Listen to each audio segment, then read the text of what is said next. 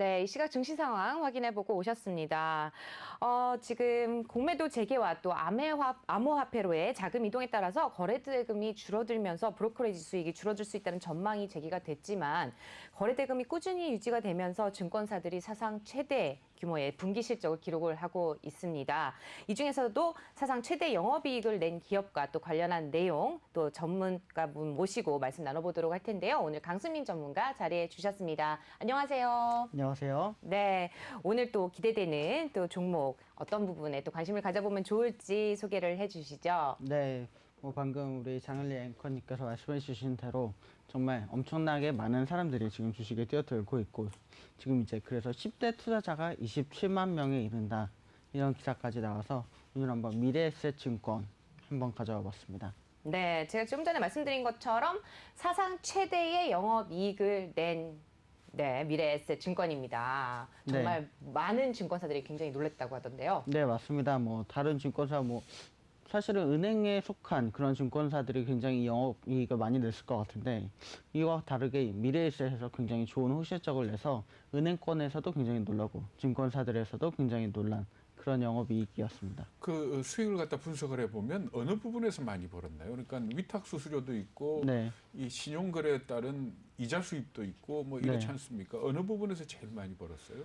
방금 말씀하신 것처럼 이자 부분에서도 굉장히 많이 늘어났지만 네. 제일 많이 늘어난 부분은 해외 주식 위탁 수수료입니다. 아하. 네, 그만큼 이제 서학개미 열풍이 엄청나게 불었다 이런 분석을 해볼 수 있겠는데요. 말은 이제 10대들에게 부모님들이 요새 이제 해외 주식을 장기간 투자할 수 있도록 선물해준다 이런 게 유행이 되면서 아무래도 이런 부분에 있어서 굉장히 호실적을 나타낸 것 같습니다. 해외 주식 살 때 수수료가 많이 비싼 모양이죠? 아직까지는 좀 많이 비쌉니다. 사실은 국내 같은 경우에는 이제 미래에셋 대우에서는 수수료를 받지 않거든요. 네. 근데 해외 주식을 거래할 때는 아직 좀 많은 수수료를 받고 있는 것 같습니다. 그러니까 서학개미들이 많이 거래를 하면서 거기에 따른 위탁 수수료 수입이 많이 늘어났다. 네. 이렇게 보면 되겠네요. 맞습니다. 그동안에 2016년 합병한 이후에 사실상 미래에셋 증권 같은 경우는 굉장히 또 주주들의 원성을 샀다고 합니다. 수익이 별로 좋지 않았기 때문에. 근데 이번에는 정말 사상 최대의 영업이익을 냈는데 어느 정도 냈길래 이렇게 사상 최대다 얘기가 나오고 있는 건가요? 네, 지금 이제 1분기 영업이익이 4,191억이다. 네. 이 얘기가 나오고 있는데요. 네. 사실은 이 부분에서 작년에 열풍 불었던 영끌과 비투가 굉장히 큰 몫을 했다 이렇게 분석이 가능하겠습니다. 그래서 이런 신용 잔고가 굉장히 늘면서 미래에셋에서 여기저기 투자할 수 있는 이런 여력이 굉장히 많아졌고요. 네. 그 부분에 있어서 아무래도 굉장히 또 좋은 실적을 내는 밑바탕이 된 것 같습니다. 그러니까 위탁 거래에 따른 국내 증권 위탁 거래는 수수료가 없고, 네, 그러니까 신용 거래에 따른 이자 수입이 굉장히 크다는 거죠. 크다는 거죠. 그러면 결국은 돈 장사한 거네? 그렇습니다. 쉽게 말하면 돈 장사다 이렇게 말씀드릴 수 있겠네요. 네, 그렇게 좋은 소식은 아닌 것 같은 느낌이 좀 들긴 하지만. 네, 지금 보면 근데 1분기에는 좋은 실적을 냈습니다. 4,191억이라는 좋은 1분기 실적을 사상 최대 실적을 냈는데 그렇다면 2분기에도 과연 실적을 그렇게 낼 수 있을까? 이거 미지수 아닌가요? 어떻게 보세요? 네, 사실은 주식은 항상 미지수다 이렇게 말씀을 드립니다. 저희도 항상 종목을 가져오지만 이 종목이 오를지 내릴지는 투자자의 판단에 맡긴다 이런 말씀을 드리지만 네. 아무래도 지금 같은 호재가 가득한 이 시장에서는 2분기까지 그리고 올해 연말까지는 사실은 계속해서 좋은 실적을 낼 것이다 이런 전망이 나오고 있습니다. 그런데 과거에도 보면은 이 위탁 매매, 위탁 거래 수수료 같은 경우에는 시장 상황에 따라서 굉장히 진폭이 심하잖아요. 맞습니다. 그러면 그 이외에 다른 부분들, 예를 들자면은 무슨 기업의 이 회사채 발행이라든지 네. 아니면은 기업 공개라든지 아니면 또 투자라든지 이런 부분들은 어떤가요? 네, 사실은 그 부분에 있어서도 굉장히 좋은 실적을 내는 게 굉장히 큰 대여 IPO들을 진행을 많이 했습니다. 네. 요새 IPO 열풍이라고 부를 정도로 지금 이제 IPO 시장에 네네. 많은 분들이 투자를 하고 있는데요. 그 부분에 있어서도 여러 가지 굉장히 큰 기업들을 진행해왔습니다. 그래서 그 부분의 성적도 굉장히 좋아서 아무래도 그 부분에서도 굉장히 많은 돈을 벌었다고 볼 수 있습니다. 근데 아니 사실 지금 위탁 거래 수수료나 신용 거래에 따른 이자 수입이나 IPO나 이게 전부 다 시장의 이 포항이냐 아니면 이게 네. 따라서 굉장히 이 부침이 심한 종목 그 부분들 아닙니까? 맞습니다. 그렇죠. 그러면 이건 결국 시장이 죽으면 이 부분은 또 어쩔 수 없이 꼭 미래에셋뿐만이 아니고 다른 증권사도 다 같이 줄어들 건데 네. 미래에셋만이 가지고 있는 다른 경쟁력은 없나요? 네, 사실은 뭐 미래에셋이 갖고 있는 다른 경쟁력 중에 하나는 연금입니다. 연금이요? 네, 사실은 요새 이제 국민연금에 대해서 많은 분들이 우려를 하시고, 네. 네, 자기는 이제 뭐 다른 기업에다 연금을 넣겠다 이런 얘기들을 하시는 분들이 많은데 연금 수익률에 있어서 미래에셋이 굉장히 좋은 수익률을 보여주고 있고요. 그래서 그 부분에서도 위탁이 굉장히 많이 이루어지고 있습니다. 그럼 상품을 말씀하시는 건가요? 금융 상품. 네, 그렇죠. 연금 상품들을 말씀드리는 겁니다. 아, 네, 상품이 되게 어떻게 보면은 뭐 가입자 입장에서도 좋은 상품인가요? 아니면, 네, 뭐 가입자 입장에서도 좋고요. 아니면 수수료 입장에서만? 좀- 아니요, 굉장히 수수료가 좀 낮고요. 네. 연금 같은 경우에는 뭐 1%가 안 되는 수수료를 받으니까 네. 사실은 가입을 네, 많이 하시는. 회사 입장에서는 그렇게 좋은 상품은 아닙니다. 수수료가 적기 때문에. 네. 근데 이 가입자분들이 많은 수익을 내면서 사실은 미래에셋에 가입한 분들이 굉장히 좋은 네, 그런 미소를 짓는다고 말씀을 하시더라고요. 어. 네, 그래서 아무래도 이 부분에서도 굉장히 네, 좋은 기업이라고 평을 받고 있습니다. 왜 그 외국에 있는 부동산이나 이런 것들을 많이 샀었잖아요. 네. 그런 것들의 투자 수익률들은 좋게 나오고 있나요? 어떤가요? 네, 사실은 뭐 미국이 요새 이제 뭐 모지기론 등 뭐 이제 문제가 좀 많이 터지면서 그 부분에서는 조금 네, 좋은 실적은 아니지만 그래도 생각보다는 굉장히 괜찮은 수익을 내고 있어서 그 부분도 뭐 무시할 수는 없겠습니다만은 앞으로 전 세계적으로 좀 경기가 좋아진다면 앞으로 그 부분에서도 더 많은 실적을 낼 수 있을 것으로 기대가 됩니다. 어때요? 지금 증권회사를 쭉 놓고 이 줄을 세웠을 때 미래에셋이 확실하게 1등입니까? 아니면 한국금융지주하고 비교했을 때 둘이가 1등을 놓고 다툼을 하는 그런 상황입니까? 어떻게 업계에서는 어떻게 보세요? 네, 제가 이제 그래서 동일 업종 비교를 또 해보지 않았겠습니까? 한국금융지주가 사실은 뭐 저희가 아는 중에서도 굉장히 좋은 그런 증권회사인데, 동원 계열사죠. 네, 그렇죠. 지금 뭐 현재가는 뭐 10분의 1 수준입니다. 그런데 시가총액도 더 높고요. 외국인 취득률도 굉장히 낮은 편인데 영업이익 증가율은 굉장히 높은 편입니다. 그래서 아무래도 이 한국금융지주에 비해서도 굉장히 좋고요. 뭐 삼성증권은 말할 것도 없고 다른 증권사들에 비해서는 너무너무 좋은 그런 그래프를 또 지표를 보여주고 있다고 할 수 있습니다. 그러니까 뭐 대우증권을 갖다가 합병을 했으니 뭐 안클래야 그렇죠. 안크면 성적이 나쁜 거죠. 그렇죠, 사실은. 이상한 거죠. 지금 보면은 그 안방보험하고 소송을 했었잖아요. 네네. 네, 소송에서 지금 승소를 했죠. 네, 맞습니다. 사실은 그 부분도 굉장히 크게 작용을 한 것 같습니다. 네. 많은 분들이 좀 사실은 안방보험이 이제 중국을 대표하는 그런 기업이기 때문에 또 중국은 이제 국영 기업이잖아요. 네. 네, 그 부분에 있어서 좀 미래에셋이 타격이 있지 않을까 이렇게 많은 분들이 예상을 했는데 그 부분에서 승소를 하면서 많은 분들이 이 기업이 참 괜찮다 이런 느낌을 받는 그런 계기가 또 되었던 것 같습니다. 네, 중국 안방보험과의 소송에서 승소를 이제 미래에셋증권이 승소를 하게 되면서 계약금이었던 5억 8천 달러도 회수가 되게 될 예정이라고 합니다. 그러면서 이제 이 투자 계약금이죠. 5억 8천 달러가 이제 하반기에 회수가 될 전망이어서 이 부분도 아마 이제 하반기에 또 반영이 될 것으로 예상이 된다고 하네요. 그리고 지금 디디추싱 그리고 그랩 이미 다 여러분들 잘 알고 계실 것으로 예상이 됩니다.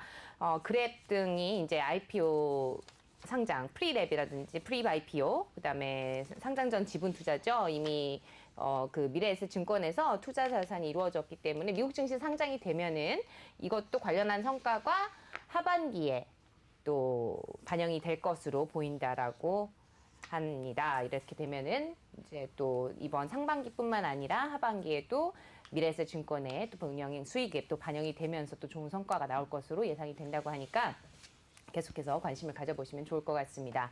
자, 관련한 뉴스와 호재 또 어떤 내용들이 있을까요? 네, 뭐 지금 말씀하신 여러 가지 뭐 뉴스와 호재들이 있지만 또 역대급 성적표라는 게 또 굉장히 좋은 그런 이유가 될 수 있을 것 같습니다. 사실은 이제 대우증권을 안으면서 대우증권이 크기가 크긴 하지만 상당히 많은 분들이 이게 과연 대우증권을 안고 가는 게 맞는 것이냐 이런 이야기들이 나오면서 조금 팬심을 잃기도 했었거든요. 근데 네. 이 부분에 있어서 주가도 이제 그동안 쭉 내려오는 그런 그래프를 보여줬었는데요. 네. 이 부분에 있어서도 이제 이것을 딱 타결을 하고 올라가는 이런 반등을 보여주고 있어서 상당히 좋은 모멘텀이라고 생각이 됩니다. 그래서 제가 주가도 이번에는 뭐 짧게 뭐 또 갖고 왔지만 10년치 그래프를 보여줄 수 있는 주가도 한번 가져와 봤는데요. 네. 사실은 2011년에 19,411원으로 최고 주가를 찍었다가 거기서부터 쭉 내려오는 그래프를 보여줬고, 네, 2019년 1월쯤에는 이제 최저로 3,500원까지 내려오는 그런 그래프를 보여줬습니다. 여기서 이제 다시 올라가고 있는 상황에 있고요. 사실은 뭐 예전에 주가를 회복하고 그 이상으로까지 올라갈 수 있다는 의견이 요새 많이 나오고 있는 편입니다. 그리고 전문가님 저번에 이렇게 그 관심을 가져보면 좋을 종목으로 풍산을 좀 가져오셨었잖아요. 네, 맞습니다. 풍산이 지금 주가가 굉장히 많이 오른 상태인데 네. 지금쯤이면 이제 정리를 해도 되지 않을까라는 생각이 좀 들거든요. 네. 어떻게 보세요? 아니면 조금 네. 더 홀드를 하고 있어야 될까요? 아니면은 정리를 할까요? 네, 제가 볼 때는 좀 더 홀드하셔도 괜찮은 기업입니다. 네. 근데 이제 풍산은 가지고 항상 계시는 이제 걸로. 불안해하시는 분들이 있잖아요. 네. 그래서 한 번쯤 너무 불안하시면 중간 청산을 한번 하시는 것도 나쁘지 않다. 이렇게 네, 말씀드릴 오늘도 수 좋은 있겠습니다. 주가 흐름을 보이면서 5.76% 정도 상승을 지금 증권사마다 조금씩 차이를 보이는 것 같습니다. 네. 5.6%에서 5.4% 정도 등락을 거듭을 하고 있습니다. 풍산. 그때 구리 관련 기업, 구리와 또 실탄과 이렇게 네, 관련해서 맞습니다. 좀 관심 가져보면 좋을 종목이라고 말씀을 해주셨었죠. 네, 포스코도 좋은 흐름을 보이고 있고요. 그래서 뭐 항상 이제 뭐 제가 많은 시간을 투자해서 연구를 해오지만 네, 네, 저는 이제 뭐 제가 오른다 내린다 확실하게 답변을 드릴 수는 없지만 그럼요. 가능하면- 주식은 사실 신도 네. 모른다고 하는데. 그럼요. 가능하면 여러분의 계좌에 빨간불이 들어올 수 있도록 최선을 다해서 준비해 오고 있습니다. 네, 사실은 언제 사느냐보다 언제 파느냐가 항상 중요하다. 김기상 앵커님도 말씀해 주셨습니다. 언제 파느냐, 어떻게 파느냐가 가장 중요합니다. 싸게 사서 비싸게 파느냐가 가장 중요한데 항상 제가 너무 늦게 들고 오시는 거 아니냐 맨날 그러잖아요. 근데 네. 사실은 정말 늦게 가지고 오시던 뭐 일찍 가지고 오시던 간에 이렇게 파는 시점이 굉장히 중요합니다. 모든 판단은 이제 책임과 판단과 책임은 이제 개인 투자자에게 있지만 그럼에도 불구하고 저희는 항상 그 리스크를 최소화하고자 말씀을 드린다는 점 항상 기억을 해주셨으면 좋겠고, 그래서 저희 프로그램에 대해서 많은 애정을 가지고 또 시청해 주시는 분들에 대해서만큼 저희가 책임을 지고 계속해서 정확한 정보를 전달을 해드리도록 노력을 하겠습니다. 계속해서 또 말씀을 좀 이어가 볼 텐데요. 네. 또 동일 업종에 또 많은 기업들이 있잖아요. 또 지금 보면 미래에셋증권 말고도 또 비슷하게 또 관련한 종목들이 있는데 동일 업종들도 한번 실적과 함께 또 분석을 해볼까요? 네, 뭐 아까 이제 말씀하신 것처럼 한국금융지주가 사실은 대표적인 기업이라고 볼 수가 있겠습니다. 네. 근데 뭐 기업 실적에서나 보더라도 뭐 여러 가지 측면에서 보더라도 한국금융지주보다도 더 좋은 실적을 내고 있고요. 사실은 네. 영업 매출도 더 많이 내고 있어서 이 부분이 있어서는 굉장히 좋은 기업이 아닌가 저는 이렇게 판단을 했습니다. 그래서 아무래도 그 미래에셋증권 같은 경우는 부동산을 굉장히 많이 갖고 있는 걸로 알고 있거든요. 네, 맞습니다. 그래서 이제 PBR이 좀 낮다 이렇게 알고 있어요. 네, 투자를 사실인가요? 좀 공격적으로 많이 하기 때문에 네. 그래서 PBR이 좀 낮은 거지. 사실은 이제 다른 회사들과 비교해 보면 부동산 자산이 굉장히 많기 때문에 이 부분은 뭐 만약에 판매를 한다 그렇다면 PBR도 굉장히 개선될 수 있는 그런 상황이기 때문에 이 정도 가지고 PBR을 논하기에는 이 기업은 조금 논외로 할 수 있겠다 이런 네. 생각이 드는 기업입니다.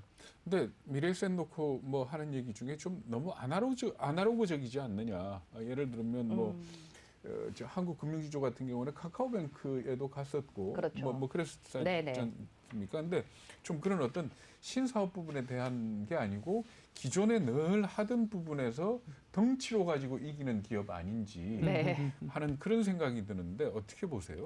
네, 사실은 뭐 저도 이제 미래에셋에 이제 많은 분들을 알고 있지만 미래에셋 같은 경우에는 신사업에 뭐 아예 뛰어들지 않는 건 아닌데 이 부분이 철저하게 검증이 될 때까지 뛰어들지 않는 것이고요. 사실은 그 부분에 있어서 이제 고객들의 이런 이익을 굉장히 보수적으로 잘 지키겠다는 그런 의지가 보이는 그런 기업이라고 볼 수 있겠습니다. 근데 결국은 어떻게 시장 상황에 따라서 시장이 좋을 때는 이렇게 돈을 많이 벌지만 네. 또 시장이 나빠지면 또 실적이 나빠질 수 있는 좀 거기에 대해서 좀 취약한 거 아닌가 싶은 생각이 드는데 네. 어쨌든 간에 그 컨센서스는 어떤가요? 주가에 대한. 사실은 뭐 컨센서스 굉장히 좋습니다. 여러 가지 뭐 평가들이 잘 나오고 있고요. 투자 의견 컨센서스를 이제 최근에 낸 걸 보니까 되게 재밌는 게 이제 최고로 많이 뭐 낸 곳은 하나금융투자랑 메리츠 교보라고 하는데 네. 네. 14,000원까지 주가를 예상을 했습니다. 네, 그래서 아무래도 그럼 지금 10,000원대라고 하면은 14,000원이면은 그래도 40% 정도 그죠? 수익을 네. 그렇다는 볼 수 있다. 얘기인데. 네, 네. 이런 얘기인데요. 아무래도 뭐 조금 전문가님도 거기에 동의하시나요? 저도 거기에 동의하는데 저는 이제 14,000원까지 오를 수 있을까? 이 정도 생각은 아니고 13,500원 정도까지는 가볍게 오를 수 있겠다. 네.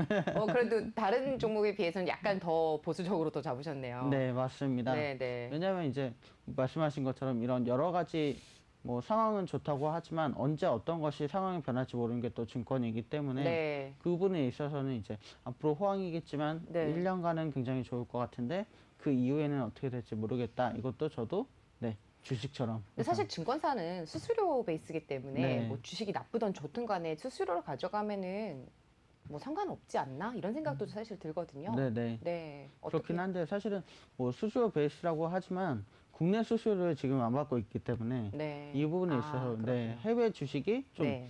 뭐 미국이라든지 중국의 업황이 안 좋아졌을 때 네, 주식 투자가 준다면 조금 네, 실적이 많이 줄어들 수 있는 그런 위험성은 있다고 볼 수가 있습니다. 그래도 네. 우리나라 증권주 같은 경우에 증권주 오르면 또 다 같이 오르잖아요. 네, 맞습니다. 그러면 미래에셋증권이 다른 주식, 다른 증권주하고 비교해서 오를 때 오르는 그 비율이 더 클까요? 네, 상승 비율이 더 높습니다. 근데 또 재밌게 떨어질 때는 덜 떨어지더라고요. 오히려 네, 그러니까 움직이 보폭이 좀 적은. 네, 네. 네. 그래서 올라갈 때는 잘 올라가고 내려갈 때는 좀 더디 내려가는 굉장히 좋은 종목이라고 할 수 있습니다. 원래 중소형 증권사 주식이 좀 이렇게 발 빠르게 움직이는 거 아닌가요? 네, 맞습니다. 중소형이 이제 그리고 폭도 굉장히 크고요. 네. 떨어질 때 많이 떨어지고 올라갈 때도 그렇죠. 많이 올라가고 음. 이런 것이 있는데 사실은 그런 거에 비해서는 이제 뭐 미래에셋 증권이 큰 증권 아닙니다. 아까 말씀드린 것처럼 한국 금융지주에 비하면 10분의 1밖에 안 되는 네, 그런 가격. 시가총액으로 따지면 거의 비슷하죠. 네, 근데 가격은 10분의 1밖에 안 되지만 시가총액은 비슷한 그런 좋은 기업이라고 볼 수 있습니다. 액면가가 다르지 않나요? 네, 액면가도 다릅니다. 네, 예. 그래서 아무래도 뭐 그런 여러 가지를 놓고 봤을 때 기업의 실적이나 뭐 영업이익이나 뭐 모든 것들이 굉장히 좋은 지표를 나타내는데 가격이 너무 낮다. 네, 저는 이렇게 생각을 하고 있습니다. 그래서 금융 지주를 생각한다면 뭐 지금의 10배까지도 가능하겠지만 일단은 네, 올해는 네, 저는 35% 정도를 보고 네. 있습니다. 아, 오늘 그래도 꽤 오르는데 한 네. 4% 가까이 오르는데 이때 추격 매수를 해야 될까요? 아니면 좀 떨어지는 날 기다려도 될까요? 지금 추격 매수라고 말할 수 있을까 싶은데 저는 지금 들어가는 게 가장 빠른 타이밍이라고 보고 있습니다. 항상 뭐 제가 확신에 차서 가져오는 건 아니지만 제가 이제 여러 가지 분석을 해봤을 때 제가 갖고 오는 날이 들어가기에 가장 좋은 날이다. 상승할 때 들어가라. 네. 왜냐하면 지지부진할 때 들어가면 네. 이게 언제 또 지지부진에서 탈출할지 또 내려갈지 모르거든요. 근데 이렇게 약간 상승을 줄 때 들어가면 그 항상 무릎에서 사라고 그러잖아요. 네.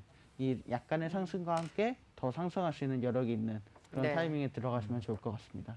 이게 아무래도 이제 주말 동안에 이제 뉴스가 나오고 해서 지난 주말 금요일이었죠. 금요일과 토요일 날 해서 이제 뉴스가 이제 분기 실적이 좋게 나왔다라는 뉴스 때문에 이제 오늘장에서 고르는 걸로 나오는 것 같은데 아마 장기적으로 계속 보시고 들어가라는 말씀이신 것 같습니다. 이제 항상 판단을 올바르게 하셔서 들어가셨으면 좋겠고요.